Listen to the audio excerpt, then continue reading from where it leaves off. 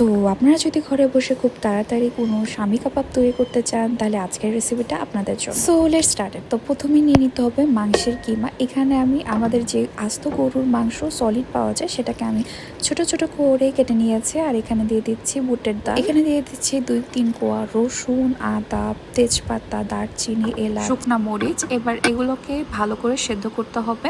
এর সাথে আমি অ্যাড করে দিচ্ছি পরিমাণ মতো লবণ আর তেল। তেলটা পুরোপুরি অপশনাল, আপনারা দিলেও দিতে পারে। এবার এটা পানি শুকানো আগ পর্যন্ত ভালো করে কুক করে নিতে হবে। একদম পানি যখন শুকায় যাবে এরপর আপনারা এটাকে ব্লেন্ড করে নিতে পারেন অথবা পাটায় বেটে নিতে পারেন। এটা পাটায় বাটার পরে দিস ইজ দ্য আউটকাম। এটা একদমই সফট একটা ডোয়ের মতো হয়ে গেছে। তারপর এখানে অ্যাড করে দিতে হবে জিরার গুঁড়া, তার সাথে গরম মশলার গুঁড়া, আর এখানে আমি দিয়ে দিচ্ছি ডিমের যে সাদা অংশটা রয়েছে সেটা। তারপর আমি এখানে অ্যাড করে দিচ্ছি যে ভাজা পেঁয়াজ আছে, যেটা পেঁয়াজ বেরেস্তা সেইটা।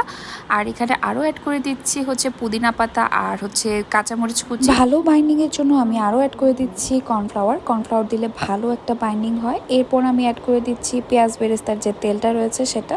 এবার সবগুলো উপাদান ভালো করে মিক্স করার টান আপনারা ভালো করে মিক্স করে নেবেন। এরপর যেটা করতে হবে ভালো করে এটা শেপ দিয়ে দিতে হবে। শামি কাবাবের যে শেপটা আছে গোল করে দেন একটু চ্যাপটা করে নেওয়া, এরকম শেপে আপনারা দিয়ে দিবেন। আশা করি আপনারা বুঝতে পারছেন যে কিভাবে করে শেপটা দিয়ে দিতে হবে। সো আমার আম্মু এখানে আমাকে হেল্প করে দিচ্ছে কিভাবে শেপটা করতে হবে।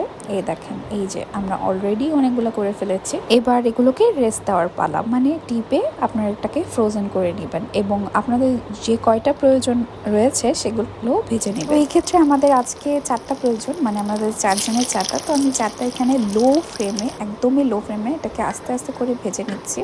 আপনারা হয়তো দেখতেই পাচ্ছেন একদমই লো ফ্লেমে আস্তে আস্তে করে আমরা এটা ভেজে নিয়েছি। এই যে এই দেখেন, এইটা আমাদের শামি কাবাব একদমই রেডি হয়ে গিয়েছে। তো আপনারা চাইলে এটা কিন্তু ঈদে বাড়িতে বসে খুব সহজ এটা বানিয়ে ফেলতে পারেন।